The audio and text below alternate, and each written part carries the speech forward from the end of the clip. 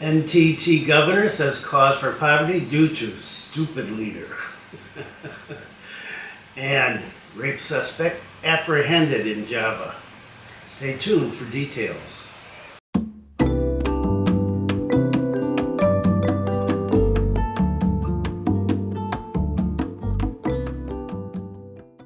Welcome to the latest news from Bali and Indonesia. This is August 13th, 2023, and my name is Bruce. Selamat sore. It's late today.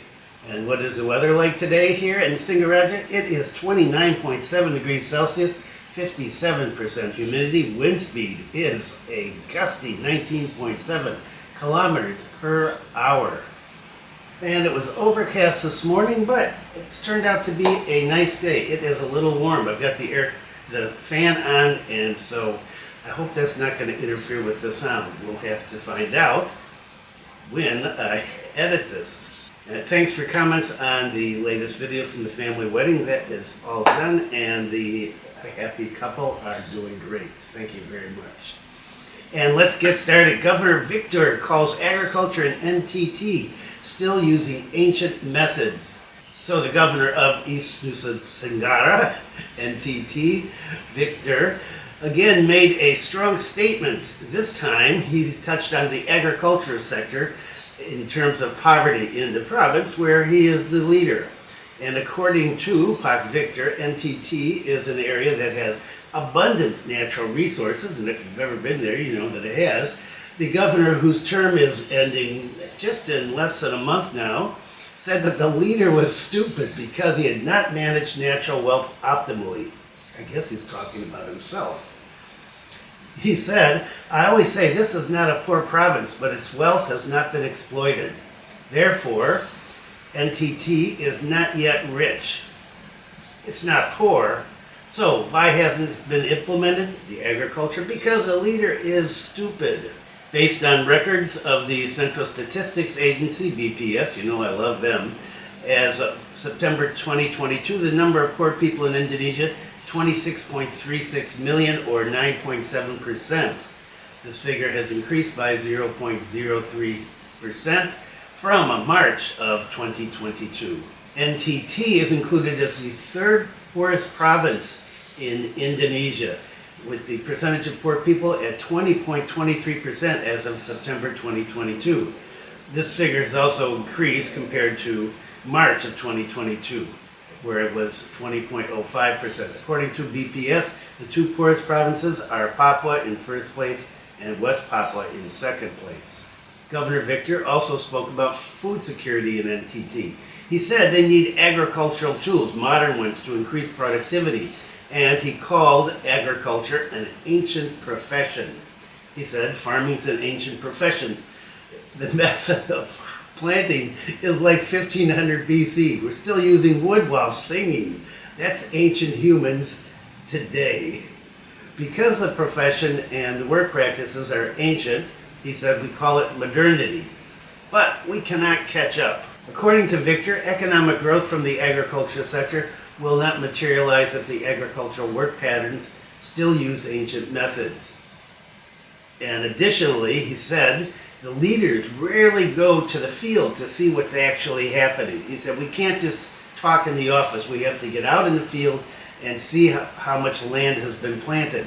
And because of that, because people are not getting out in the field, the leaders, he said, Bulag and the Ministry of Agriculture are not always compatible. Why? Because the data in the field is not clearly known.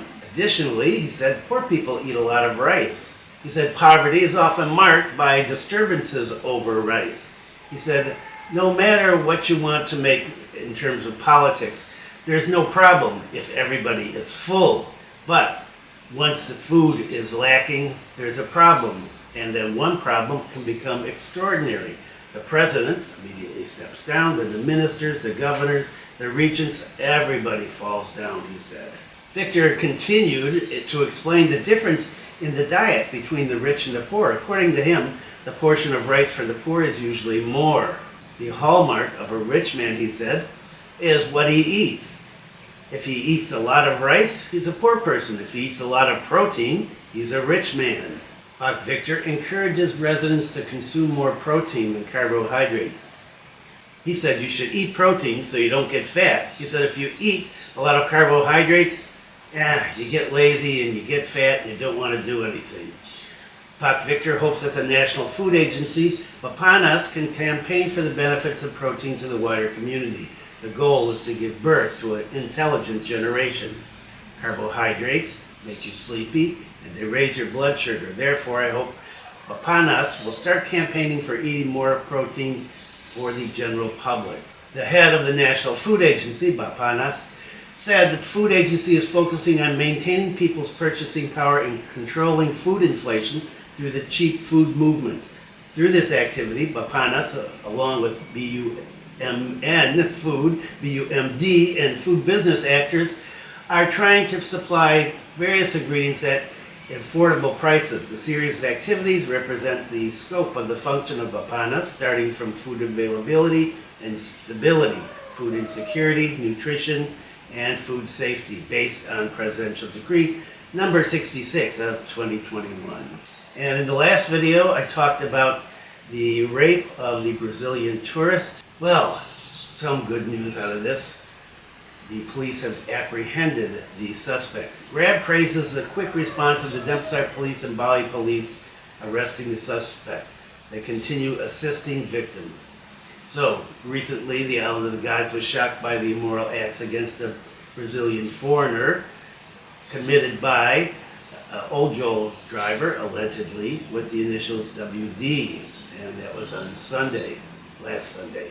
In a Friday news conference, the Denpasar police chief and the police commissioner, Bambang Yugo Pamungkas, said that the suspect had been arrested by a joint team, the special team from the Denpasar police and the Pasuruan police criminal investigation unit, while he was trying to escape on Tuesday at around 9:30 in the evening. The chief said, in less than 24 hours, we caught him in Pasuruan, East Java. Responding to the development of this incident, Grab Indonesia commended the speed of the police investigating the case. Grab Indonesia greatly appreciates the quick response from the police, especially the Denpasar police and the Bali police, in following up on this case until they succeeded in arresting the suspect, according to the chief communications officer of Grab Indonesia. According to the police, after a report was filed, they immediately continued with an examination by investigators, including an interview with the head of the Women and Children's Service Unit, a medical examination of the young lady who was raped, as well as confiscation of evidence in the form of clothes worn by the victim at the time of the incident. Police were able to use GPS location points recorded in the system in order to find what happened with the suspect, where he went, and they also collected some more evidence, the drinking water bottle that the victim used to defend herself, as I talked about in the last video. Apparently, the suspect was arrested in Java after he crossed by land and sea from Gilimanuk port. The Minister of Women's Empowerment and Children Protection, PPPA, spoke up also in an official statement. She expressed her appreciation for the online-based transportation service provider who's moved quickly to take the initiative to handle reports related to this case. She said all online-based transportation service providers need to complement their service operations with legal handling services and skills, especially in the form of receiving complaints. The suspect will be charged with Article 285 of the Criminal Code, which carries a penalty of 12 years in prison, and or Article 6 of Law Number 12 of 2022 with a threat of 4 years in prison and a fine of 50 million rupiah. Hopefully it will be the first one. And let's take a look at tourism. Tourism actors in Karangasem complain about damaged roads. Tourism actors who are members of the Amed Tourism Association complain that the road infrastructure in the Amed tourist area has suffered a number of damages. The condition is considered quite disturbing for tourists who visit Amed, and is often a complaint that is made to people in the tourism industry. This was disclosed by the chairman of ATA, Iwayan Kawa. Kawa said that the damage to access roads in the area around Amed has been going on for a long time, It is not being taken seriously. Even though Amed region is a fairly high contributor of local revenue, PAD, from the tourism sector, he said nothing's been done. There's a lot of potholes in the road, he said. We regret that Amed tourism is known to be good, but the infrastructure is inadequate, he said. In addition to the road infrastructure, which has suffered a lot of damage, there's also very little lighting in the area, he said, and so many tourists who walk are forced to bring flashlights or use the light from their cell phone. Amed should be a concern, he said, because there's still a lot of infrastructure lacking. There's no sidewalks either, and internet access is often also minimal. He said this is a complaint not just from tourists, but local residents as well.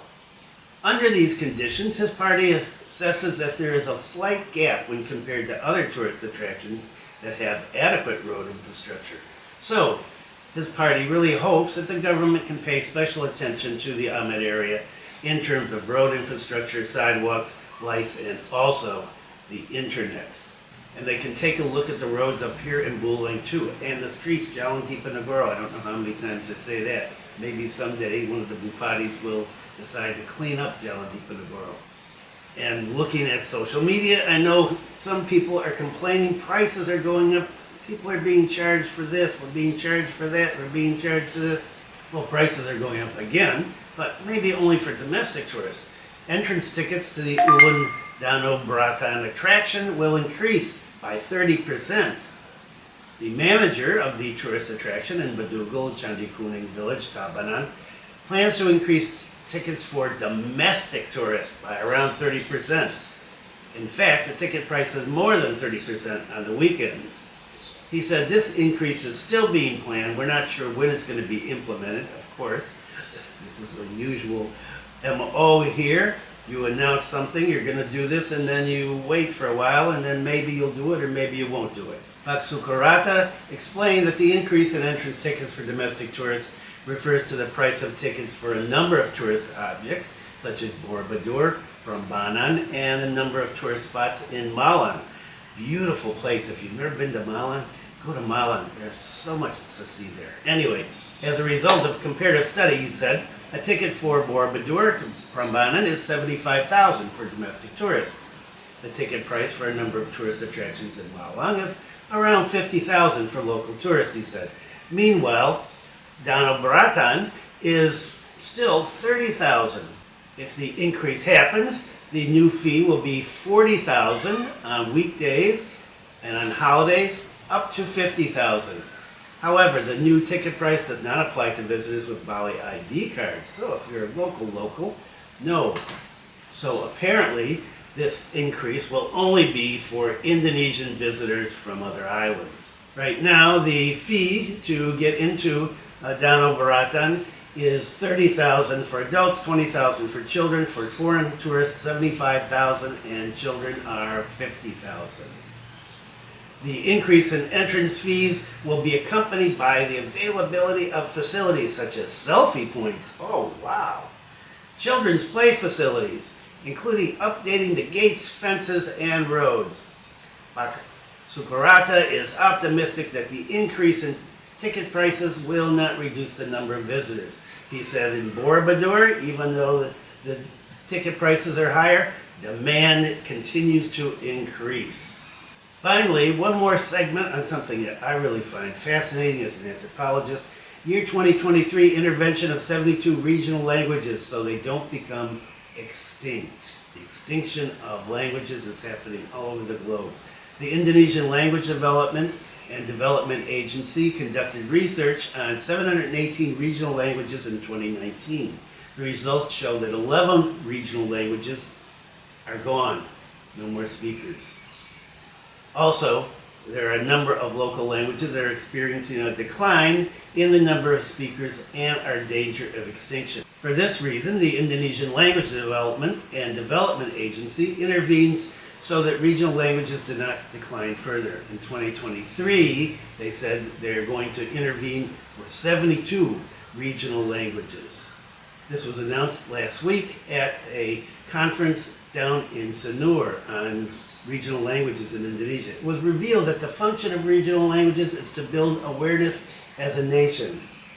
According to the spokesperson, he explained that in the midst of globalization and the era of the Industrial Revolution 4.0, the role of regional languages is becoming increasingly important as one of national identities. Indonesia has the second most regional languages in the world, with 718 regional languages. I've heard higher than that, over 800, but we'll go with 718. He said the regional language is an asset, not a burden. The regional language, or the mother tongue, is a language that shapes our character. Even though we're learning the national language, a second, a third, and so on, what shapes our character is our mother tongue, which is generally the regional language. He said regional languages cannot be separated from having economic potential. Many fields of work require regional language skills, such as being a singer, or an artist, or a puppeteer, for example. In addition, regional languages also have educational functions, political functions, and medical functions. Pak Aminuddin said his party made the younger generation one of the spearheads of preserving regional languages. He also encouraged the younger generation to play a role in encouraging the revitalization. One of these roles that can be carried out is by becoming a regional language teaching staff. Regarding the welfare of regional language teachers, he revealed that regional language teachers have an opportunity to become government employees, at least as government employees with a work agreement or a PPPK. He said PPPK slots are being opened with the name of art and culture teachers, including local languages. Good news. However, local governments are not yet aware of this opportunity, so there's still many local language teachers who have the status only of contracted employees up till today. According to Pak Sugiartha from Bali, said the status of regional languages in Bali is still a challenge because most of them are on contract status. So he's going to coordinate with district city governments in Bali so that they're the first to adapt this new scheme issued by the government. Great. Okay, that is it for today. I don't know. Hopefully I get all of this in. It's not too long. And tomorrow is the 14th. School is opening up again here in Bali. Hooray! Of course, it's only going to be open 14th, 15th, 16th, and then Independence Day on the 17th, and it will be closed, national holiday, a Tanggal Merah Day. And so you might want to go out and watch kids out walking around, and not just kids, but you've got older people, government employees and things, parading around. And so always a good show, and I will be out with my granddaughter over the next few days watching kids marching up and down the street. Okay, thanks for viewing. Be kind to someone today, stay safe, and I will see you next time.